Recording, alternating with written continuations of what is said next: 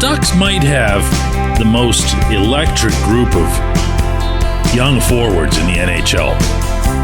Their top two scorers, Leo Carlson is 20, Cutter Gauthier is 21. They're children. They're in first place in the Pacific Division, and they've got quite a bit, disturbingly so, in common with everyone, all five teams that are about to run through Pittsburgh. Good morning to you. Good Tuesday morning. I'm Dejan Kovacevic of DK Pittsburgh Sports. This is Daily Shot of Penguins. It comes your way bright and early every weekday. If you're into football and or baseball, I also offer daily shots. Steelers and Pirates in the same place that you found this. It is Penguins versus Ducks. 7:08 p.m. face-off tonight at PPG Paints Arena.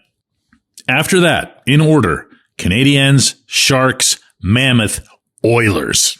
If you know your pucks, and there's a ton of people in our city who do, you'll know that's just a relentless barrage of speed that's going to be heading at the Penguins. In fact, I'm not sure, other than the Lightning, if there's a team that's missing from the top handful of fastest, and not coincidentally among the youngest teams in the entire league. Because you've got your Nick Suzuki with Montreal, your Macklin Celebrini with San Jose, our own Logan Cooley with Utah, and, all those Edmonton dudes. One after another. And here's what I have to say to that. Good. And here's why. I look back with the same admiration as I'm sure everyone else has for what the Penguins just did on this road trip. 5 out of 6 points, losing only via shootout in Dallas, the league's second best team. Impressive stuff. Stick taps all around. This team needs to defend a lot better. If you go over that trip and you rewind to the Philadelphia game, you're going to see how the Penguins need to be performing on a consistent basis. No, they don't need to be beating somebody 5-1. That's not going to be common for pretty much anybody outside of Denver. But they have a responsibility to the collective, but also to each other, to support the puck in all three zones. With it and without it. They did that in Philadelphia. They didn't do anything of the kind in Tampa, and they got back to it in Dallas. In fact, for 58 minutes, they were a lot better, I thought, than the Stars in that regard. They need to do it consistently. They need to have it become their identity. And my goodness, they need to have it happen at least occasionally at home. You know, the whole storyline that's been the case in hockey for a zillion years, which is that you try to put on a show for the fans at home, but then when you go on the road, you're going to be a lot more responsible and just do the right thing. I'm positive that has had some effect on the way this team either has or has not defended well. Look at the record. Overall, Penguins are 14-7-6. At home, they're just 6-4-2. On the road, they're 8-3-4. Their most impressive wins, almost all of them on the road. Their most lopsided losses, almost all of them at home. And I feel that's because they're truer to what they need to be when they aren't here. And when they perform with, it's a good word for this, because I was about to say caution or even fear. Because when you know the other team is going to be flying at you, you do react differently as a hockey player, as a hockey team. You're going to be more mindful of gaps at the blue line if you're a defenseman. You're going to be more mindful of tracking back as a forward through the neutral zone. You're going to be more mindful of your positioning in the attacking zone to make sure that you're covering in case somebody else pinches and goes deep. And you're always going to be aware of the numbers so that your goaltender, no matter how brilliantly he's playing, doesn't have to face some big run of breakaways and odd man breaks. Well, here it is. Here it is on a 5-game platter. The Penguins, it should be understood, at least to try to explain my own context here, aren't a slow team anymore. I didn't think they were particularly slow last season, but you know how that goes. You see that the main guys are 37, 38, 39 years old, and you'll just presume that. Well, these guys, these older guys, aren't really all that slow. They're not what they were, but that doesn't make them slow. And since then, as we've all seen, they've become a faster team. But speed doesn't make you sound. Smarts do. Smarts and the will, of course. I'm not about to make any kind of prediction, but I can say here that it's going to be a struggle tonight. The whole, speaking of hockey narratives, first game back after a longish road trip. But I'll forecast this without hesitation. If they take the ice thinking that they're just going to succeed through some kind of track meet or tennis match, it's not going to work out. And the reason it's not going to work out is that the Penguins remain, and forgive me for this, they're having a really nice season here, but they're hardly flawless. They're not that great defensively. When they are stuck in their own zone, they are not super efficient at putting out the fire. I am not just referring to those couple of minutes in Dallas that allowed the tying goal.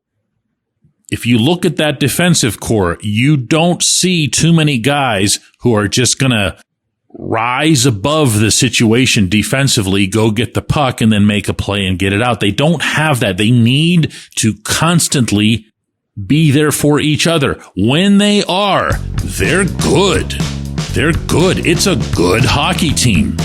When they aren't, and they're facing a team that'll come at you and cause those breaks and the breakdowns, yeah, better just to not find out. When we come back, J1Q.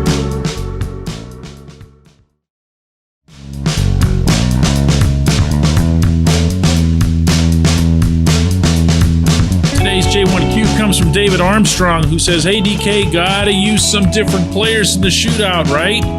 Other than Sid." David, Sid's been pretty good on the shootout. He hasn't always been, but he's also a student of the game in every capacity, and he can learn, in this case, from some of those younger players in the league, like the ones I was mentioning in the opening segment. Funny, I've always had this feeling about Sid and his approach to shootouts, that he always wanted to be really good at them, but without showboating. And when you look at some of the better shootout performers in the league, it's those guys and really those kids. The shootout is a generational thing. It just is. The younger players were always going to have that edge because the older players didn't even have it. I mean, you had breakaways, you had things you did in practice and stuff like that, but it wasn't with the game being carried on their shoulders. Totally different thing. Anyway, yeah, Sid stays. Brian Rust is pretty good on shootouts. He's a 41%er. 7 goals on 17 career shootout attempts, and it has to be emphasized here that it took Mike Sullivan forever to give Rust a chance in these things, and it used to genuinely bug him, as he would kind of hint to me, because he was very good at this at every level, including collegiately, and he felt in practices, the NHL level, he just wasn't getting his turns. Now he does, and he's done, again, pretty well. In fact, of all of the current Penguins, he's number 1 for career shooting percentage, again, at 41.2. Sid is at 38.2. Ricard Raquel at 36.4. Evgeny Malkin at 33.8. And Chris Letang, who might be the point of some of the griping that's been going on over the 48 hours since Dallas, is now down to 31%. If you remember, when the shootouts were introduced in the NHL, Letang was actually automatic for a while with the same move. And you remember the one I'm talking about. He would do this Jarkko Ruutu looking leg lift, go to his backhand, and go high. And no matter how many times he kept doing it, it seemed like the goaltenders never adjusted. Well, goaltenders have adjusted to the shootout, everybody except Artur Shilov's anyway, in a big, big, big way. There's all kinds of information, all kinds of studying that gets done. You're not leaving anything to chance anymore. So let's all at least say what it is that we want to say, because I've heard a bunch of these.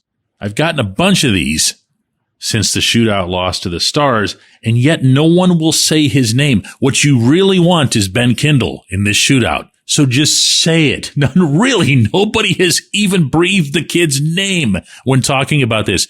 It's Kindle. It's all about Kindle. You want Kindle in that shootout.